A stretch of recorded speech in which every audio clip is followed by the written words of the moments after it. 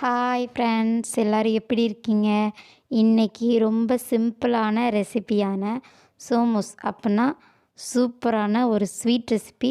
குழந்தைங்களுக்கெல்லாம் ரொம்ப பிடிக்கும். அந்த மாதிரி ரொம்ப சிம்பிள் மெத்தடு, வீட்டில் இருக்கிறவங்க ரொம்ப ஈஸியான செய்கிற மாதிரி நான் சொல்கிறேன். 1 கப் மைதா, உங்களுக்கு தேவைக்கேற்ற மாதிரி நீங்கள் மைதா எடுத்துக்கோங்க. உப்பு தூளுப்பு சேர்த்துக்கோங்க. சும்மா ஒரு பிஞ்ச் அளவுக்கு சோடாப்பு சேர்த்து நல்லா சப்பாத்தி மாவு பதத்துக்கு நல்லா பிசைஞ்சு எடுத்துக்கலாம். கொஞ்சம் கொஞ்சமாக தண்ணி ஊற்றி நல்லா சப்பாத்தி மாவு பதத்துக்கு பிசைஞ்சு எடுத்துக்கோங்க. நல்லா ஊறட்டும். இப்போ ஒரு 1/4 மணி நேரம் மேலே ஆயிடுச்சு, இருக்கட்டும். இப்போ இது டிசிகேட் கோகனட், இது அவல் சர்க்கரை. இப்போ முதல்ல அவலை மிக்சியில் பவுட்ரு பண்ணி எடுத்துக்கலாம். பாருங்கள், பவுட்ரு பண்ணி எடுத்தாச்சு. இப்போ இந்த கோகனட் பிஸ்கட் கோகனட் அப்படின்னா ட்ரை பண்ண கோகனட் சேர்த்துக்கோங்க. இப்போ ஒரு பிளேட்டில் எல்லாத்தையும் நல்லா பிசைஞ்சு விடுங்க.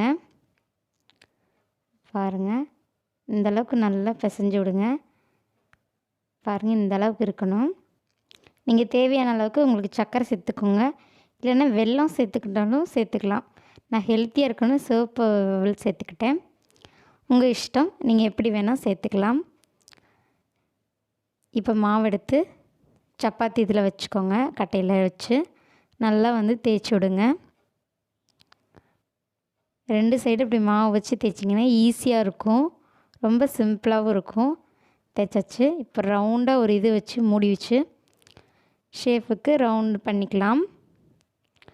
உங்கள்கிட்ட அந்த சோமோஸ் அந்த இது இருந்துச்சுன்னா பிளாஸ்டிக்கில் இருக்கும், அது இருந்துச்சுன்னா ரொம்ப சிம்பிள். இதை அப்படியே வச்சு இது பண்ணிக்கோங்க. நான் ரொம்ப சிம்பிளாக கையிலே பண்ணுற மாதிரி சொல்லித்தர போகிறேன் இன்றைக்கி. பாருங்கள், இந்தளவுக்கு நம்ம எடுத்துக்கலாம். பாருங்கள், ரொம்ப சின்ன சின்னதாக அழகாக இருக்கும் பார்க்கவே. இதே மாதிரி எல்லாத்தையும் நம்ம தேய்ச்சி எடுத்து இப்படி ரவுண்ட் ஷேப் பண்ணிக்கலாம். இப்போ மைதா மாவு 2 ஸ்பூன் போட்டு இந்த அளவுக்கு நான் கரைச்சி எடுத்து வச்சுருக்கேன். ஒரு பிஞ்ச் அளவுக்கு உப்பு சேர்த்துக்கோங்க அதில். இப்போ நம்ம தேய்ச்சி வச்சுருந்ததில் சுற்றி மைதா மாவு பேஸ்ட்டை இப்படி அப்ளை பண்ணுங்கள். இப்படி நல்லா அப்ளை பண்ணுங்கள். பாருங்கள், கீழே வச்சு கூட காட்டுறேன். அப்ளை பண்ணிவிட்டு நடுவில் நம்ம பண்ணி வச்சுருந்த பாருங்கள் அந்த அவல் ரொம்ப ஹெல்த்தி தான். நீங்கள் வெல்லம் வேணால் வெல்லம் சேர்த்துக்கோங்க, ஒன்றும் பிரச்சனை இல்லை. இப்படி வச்சு நல்லா ப்ரெஸ் பண்ணுங்கள், அப்போ லாக் ஆயிரும். எண்ணெயில் போட்டு நீங்கள் பொரிச்சு எடுக்கிறப்போ வெளியே வரக்கூடாதுன்றதுக்காக தான் இந்த மைதா மாவு பேஸ்ட் பண்ணுறது. பாருங்கள், இந்த அளவுக்கு நல்லா அழுத்தம் கொடுங்க. அழுத்தம் கொடுத்துட்டு ரொம்ப சிம்பிளான மெத்தடில் நான் காட்டுறேன் பாருங்கள், ஈஸியாக பண்ணலாம். இப்படி வச்சுக்கோங்க. இப்படி கையை வச்சு இப்படி லைட்டாக திருப்பி விட்டிங்கன்னா போதும். பாருங்கள், ஒரு அழகான ஒரு டிசைனாட்டம் வந்துடும். உங்கள்கிட்ட இந்த அச்சு இருந்துச்சுன்னா ரொம்ப ஈஸி.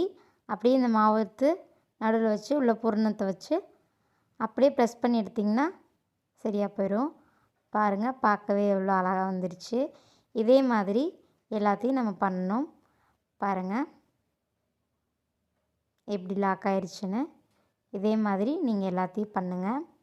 ரொம்ப சிம்பிள். வீட்டில் நீங்கள் இதே மாதிரி கண்டிப்பாக ட்ரை பண்ணி பார்த்துட்டு எனக்கு கமெண்ட் பாக்ஸில் சொல்லுங்கள். எல்லாத்தையும் இப்படி பண்ணிக்கலாம்.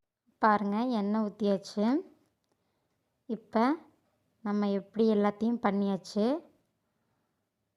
ரொம்ப சிம்பிள் மெத்தட் தான். சீல் பண்ணி லைட்டாக இது பண்ணிங்கன்னா அந்த ஷேப் மாடல் வந்துடும். அவ்வளோந்தான். ரொம்ப ரொம்ப சிம்பிள் மெத்தடு. நான் சும்மா இப்படி வச்சு அழுத்தம் கொடுத்து கூட விட்டுட்டேன், அதுவும் கூட எண்ணெயில் பிரியாது. வேணால் நீங்கள் அதே மாதிரி கூட ட்ரை பண்ணி பாருங்கள். இப்போ நான் அதைத்தான் போட போகிறேன். ஃபஸ்ட்டு பாருங்கள், எண்ணெயில் போட்டுறேன். நல்லா புசு புசுன்னு பூரி மாதிரி வரும். பார்த்தீங்களா, ஈஸியான இருக்குது. இப்படி நல்லா பிரட்டி விடுங்க. கலர் கொஞ்சம் சேஞ்ச் ஆகணும், ரொம்ப சேஞ்ச் ஆக விட்டுறாதீங்க, கறியை விட்டுறாதீங்க.